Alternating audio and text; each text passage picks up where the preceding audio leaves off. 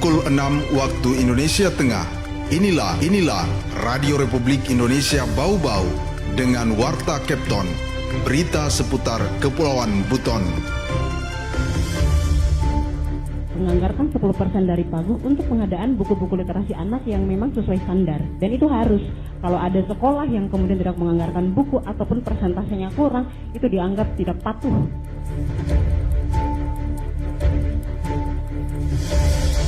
Dan ini kami juga sudah berupaya sounding pastinya dengan institusi pusat supaya mendapat prioritas juga untuk perlengkapan.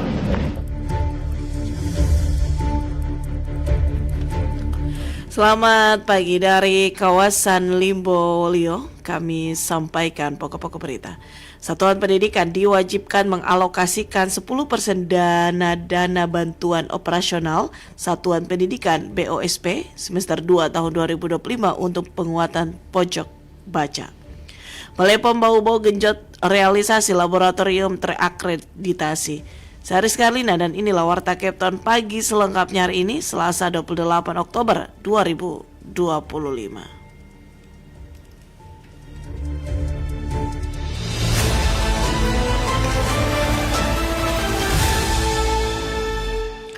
Kita ke berita pertama, tingkatkan literasi peserta didik. Satuan pendidikan diwajibkan mengalokasikan 10% dana bantuan operasional Satuan Pendidikan BOSP semester 2 tahun 2025 untuk penguatan pojok baca. Mengenai hal itu, reporter RRI Bau-Bau Hermulku melaporkan. Menganggarkan 10% dari pagu untuk pengadaan buku-buku literasi anak yang memang sesuai standar. Dan itu harus. Kalau ada sekolah yang kemudian tidak menganggarkan buku ataupun persentasenya kurang, itu dianggap tidak patuh.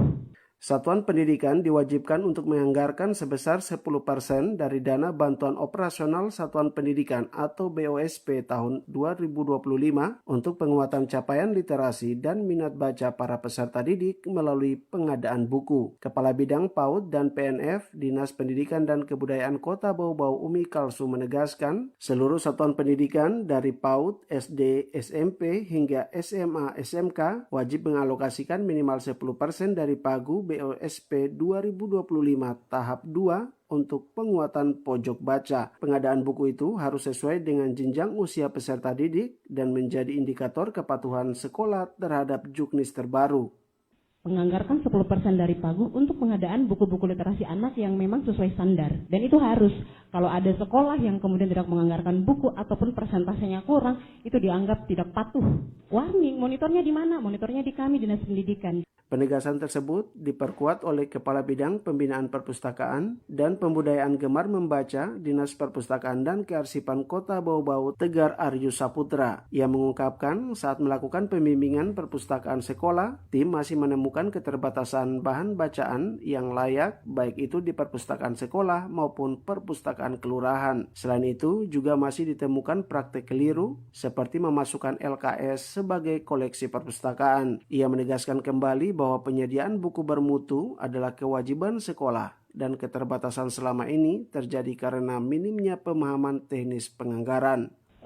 Terutama perpustakaan sekolah bahwa LKS itu dia masuk dalam buku-buku perpustakaan, padahal sebenarnya itu tidak boleh. Dan memang anggaran untuk penyediaan buku itu adalah wajib bagi sekolah-sekolah. Namun memang karena masih kurangnya kemarin pengetahuan ataupun mungkin sosialisasinya terhadap penganggaran itu, sehingga memang di perpustakaan baik itu sekolah maupun kelurahan itu masih sangat kurang. Kebijakan alokasi wajib 10% BOSP untuk buku diharapkan mendorong pemerataan akses bahan bacaan yang sesuai standar baik di perpustakaan sekolah maupun perpustakaan kelurahan. Edukasi dan sosialisasi lanjutan dipandang penting agar implementasi penguatan pojok baca berjalan seragam dan terukur. Diketahui BOSP adalah bantuan operasional Satuan Pendidikan, yaitu program dana bantuan pemerintah pusat yang bertujuan untuk mendukung biaya operasional non-personalia di satuan pendidikan baik negeri maupun swasta. BOSP dikelola berdasarkan prinsip fleksibel, efektif, efisien, akuntabel, dan transparan untuk meningkatkan kualitas dan pemerataan pendidikan.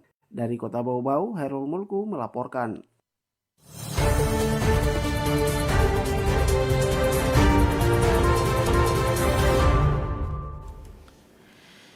Pemerintah Kabupaten Buton Tengah atau Pemkab Buton berkomitmen memperkuat syiar Islam di wilayahnya melalui program pembinaan dan pendanaan bagi para dai daerah.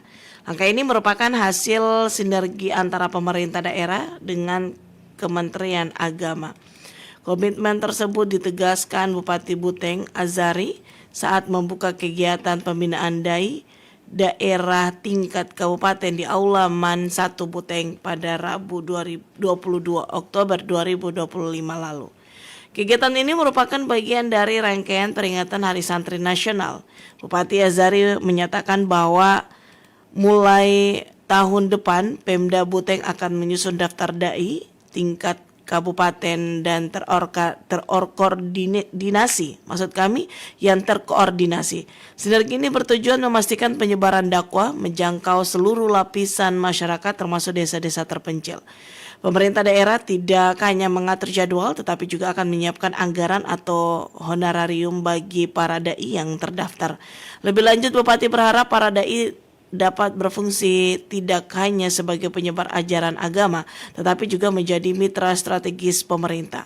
Mereka diharapkan mampu menyosialisasikan program pembangunan daerah serta menyebarkan pesan kedamaian dan persatuan di tengah masyarakat.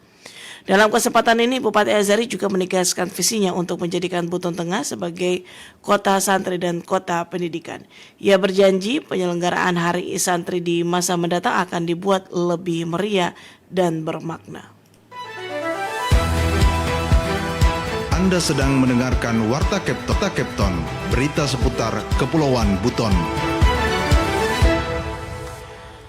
Warta Kepton pagi ini disiarkan langsung RRI Bau-Bau. Dorong efisiensi dan layanan publik, Balai POM Bau-Bau genjot realisasi laboratorium terakreditasi. Selengkapnya reporter RRI Bau-Bau Ode Nurliani melaporkan. Setelah resmi naik status dari Loka menjadi Balai Pengawasan Obat dan Makanan Balai POM Kota Bau-Bau terus menunjukkan komitmen untuk meningkatkan kualitas pelayanan publik. Salah satu fokus utama saat ini adalah percepatan realisasi pembangunan laboratorium terakreditasi. Kepala Balai POM Bau-Bau Rian Perikusuma mengatakan pihaknya terus melakukan berbagai upaya agar laboratorium pengujian di Bau-Bau segera terwujud. Upaya itu termasuk melakukan sounding ke pemerintah pusat untuk mendapatkan dukungan dan percepatan proses akreditasi. Ia menyatakan selama ini seluruh pengujian laboratorium terhadap produk masih dilakukan di luar daerah. Sampel pemeriksaan seperti obat, makanan, dan kosmetik terutama di wilayah Kepulauan Buton yang masuk wilayah kerjanya selalu dikirim ke laboratorium Balai POM Kendari. Menurutnya keberadaan laboratorium terakreditasi di Bau-Bau akan membawa banyak manfaat terutama bagi para pelaku usaha lokal. Dengan adanya fasilitas tersebut, pelaku usaha tidak perlu lagi mengirim sampel ke luar daerah. Hal ini akan menghemat waktu, menekan biaya pengurusan izin usaha, serta mempercepat proses legalisasi produk sebelum beredar di pasaran. Dan ini kami juga sudah berupaya sounding pastinya dengan institusi pusat supaya mendapat prioritas juga untuk perlengkapan. Tapi tentunya dengan melihat situasi dan kondisi. Harapannya dengan adanya laboratorium terakreditasi di wilayah kami, Balai POM Bau-Bau, membawa banyak manfaat. Teman-teman pelaku usaha nggak perlu jauh-jauh mengujikan, terus dengan kemitraan kepolisian misalnya untuk sampel uji bahan barang bukti apa ya biasanya sering teman-teman narkoba ini kalau nggak uji di lab 4-nya Makassar bisa ke Surabaya ya jauh atau di Kendari dengan adanya ini ya. Lanjut Rian, selain itu laboratorium tersebut juga akan menjadi pendukung penting bagi aparat penegak hukum dalam menangani kasus-kasus tertentu seperti pengujian sampel terkait narkotika dan obat-obat terlarang lainnya. Rian menegaskan kehadiran laboratorium ini bukan hanya mendukung efektivitas pengawasan, tetapi juga memastikan produk-produk yang beredar di masyarakat memenuhi standar keamanan dan mutu. Seiring dengan peningkatan status dan berbagai inovasi yang dilakukan, kinerja Balai POM Bau-Bau menunjukkan tren positif. Indeks kepuasan masyarakat terhadap pelayanan lembaga ini terus meningkat dari tahun ke tahun. Tercatat pada tahun 2022 angka kepuasan masyarakat mencapai 83,17%, kemudian naik menjadi 93,5% pada tahun 2023 dan kembali meningkat menjadi 95,23% pada tahun 2024. Wadi Nurliani, reporter Bau-Bau, melaporkan.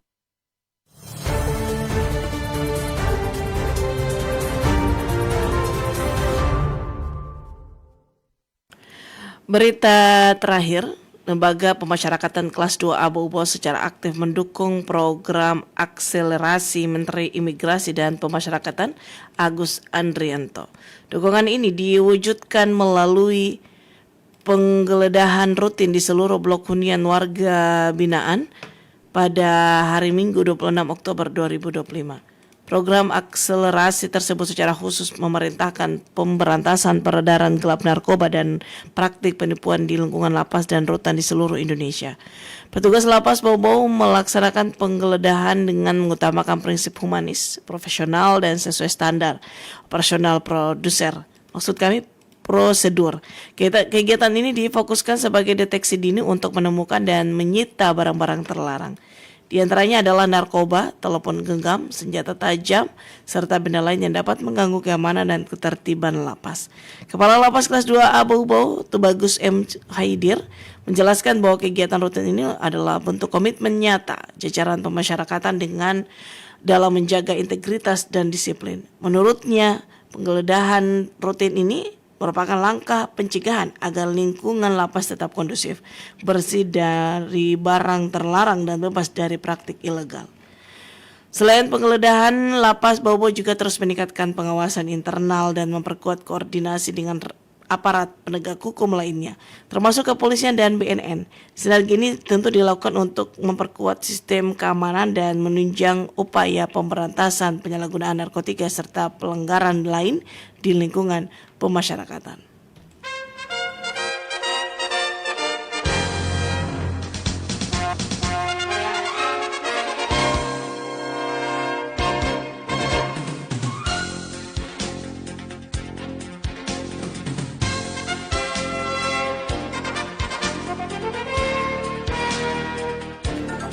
Sebelum kami akhiri, kembali kami sampaikan pokok-pokok berita. Satuan Pendidikan diwajibkan mengalokasikan 10% dana bantuan operasional Satuan Pendidikan BOSP semester 2 tahun 2025 untuk penguatan pojok baca.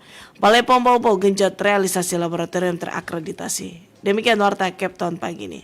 Kami harapkan Anda masih bersama kami untuk menyimak informasi kami lainnya dalam Capton pagi ini.